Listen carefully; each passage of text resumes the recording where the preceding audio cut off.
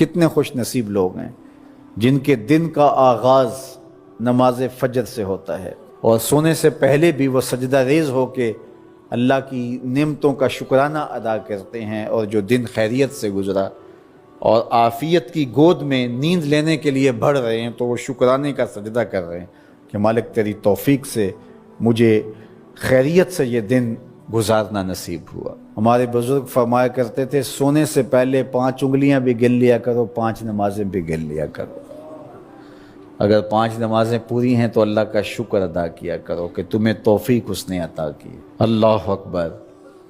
حضور علیہ السلام نے کچھ لوگوں کو دیکھا معراج کی شب کہ ان کے سر پتھروں سے کوٹے جا رہے ہیں، کچلے جانے کے بعد پھر دوبارہ سر صحیح کر دیے جاتے ہیں، پھر پتھروں سے ان کے سر کوٹے جاتے ہیں، ریزہ ریزہ ہو جاتے ہیں، پھر دوبارہ ان کے سر صحیح کر دیے جاتے ہیں۔ جبریل امین نے کہا حضور یہ آپ کی امت کے وہ لوگ ہیں جو نماز میں کاہلی کیا کرتے تھے، نماز میں سستی کیا کرتے تھے، نمازوں پر بوجھ تھا کہ یہ وقت ہو گیا ہے اب پڑھنی پڑے گی، دیر کرتے رہتے، پہلے پڑھنا ہی نہیں چاہتے تھے، اگر پڑھنی پڑھ بھی جاتی تو پھر نماز کی وجہ سے ان کے سر بوجھل رہتے تھے، آج ان کے وہ سر کوٹے جائیں گے۔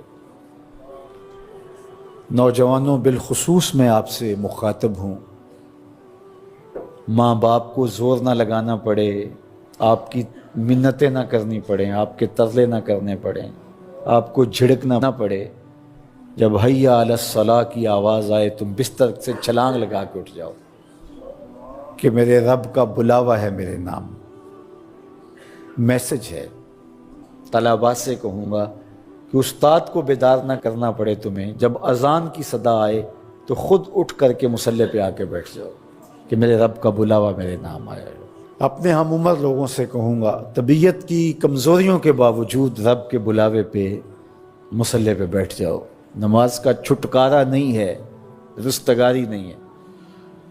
زکوٰۃ نصاب پہ واجب ہوتی ہے، حج استطاعت پہ واجب ہوتا ہے، روزہ صحت کے ساتھ مشروط ہے، اگر شیخ فانی ہے یا ایسی بیماری ہے روزہ نہیں رکھ سکتا فدیہ دے دے۔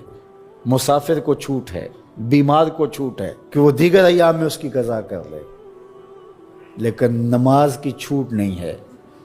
بیمار ہے تب بھی پڑھے گا، صحت مند ہے تب بھی پڑھے گا، حضر میں ہے تب بھی پڑھے گا، سفر میں ہے تب بھی پڑھے گا۔ بالغ کے اوپر نماز کی کسی صورت میں بھی رخصت نہیں ہے۔ کھڑے ہو کے نہیں پڑھ سکتا بیٹھ کے پڑھ لے، بیٹھ کے نہیں پڑھ سکتا لیٹ کے پڑھ لے، اشارے سے پڑھ لے، وضو کے لیے پانی دستیاب نہیں ہے تو تیمم کر لے، حالت سفر میں ہے قصر کر لے، آدھی پڑھ لے پوری نہ پڑھے، دشمن کے مقابلے میں ہے صلاۃ الخوف کی صورت میں پڑھ لے۔ یہ نماز کا مسئلہ ہے، اتنی اہم نماز ہے۔ تو جن کے سر بوجھل رہے نماز سے، سردیوں میں ہوتا ہے اوپر نیچے نمازیں آ رہی ہوتی ہیں، ابھی عصر پڑھ کے گھر پہنچے تو پھر مغرب کی آ گئی، مغرب گھر کے پہنچے تو پھر عشاء کی آ گئی، تو کئی لوگ کہتے ہیں اے تو مولویاں نے آت چکی ایک، ابھی تو پڑھ کے آئے ہیں۔ تو کیوں شوق نہیں ہے تمہیں؟ ایک نماز کے بعد وہیں بیٹھ کے دوسری نماز کے انتظار میں مسجد میں قیام کرنے والا، اللہ اکبر، فرشتے ناز برداریاں کرتے ہیں۔ مسجد میں صحابہ بیٹھ جاتے ہیں، ایک نماز پڑھی اب دوسری پڑھ کے جائیں گے، دوسری پڑھی تو اب تیسری پڑھ کے جائیں گے، اور جب نماز کا وقت آتا تو وہ انتظار کرتے کہ ابھی تک اذان نہیں ہوئی۔ اور حضور جب حضرت بلال حبشی رضی اللہ تعالی عنہ کو اذان کے لیے کہتے تو کہتے ارحنا یا بلال، بلال اٹھو ہمارے دل کو راحت پہنچاؤ۔ آنکھوں کی ٹھنڈک قرار دیا نا نماز کو، جعلت قرۃ عینی فی الصلاۃ، میری آنکھوں کی ٹھنڈک نماز میں رکھی گئی ہے۔ تو یہ دل کا قرار ہے، راحت قلب محمد ہے صلی اللہ وآلہ وسلم۔ اللہ اکبر، یہ معراج کا تحفہ خاص ہے جو ہمیں نصیب ہوا۔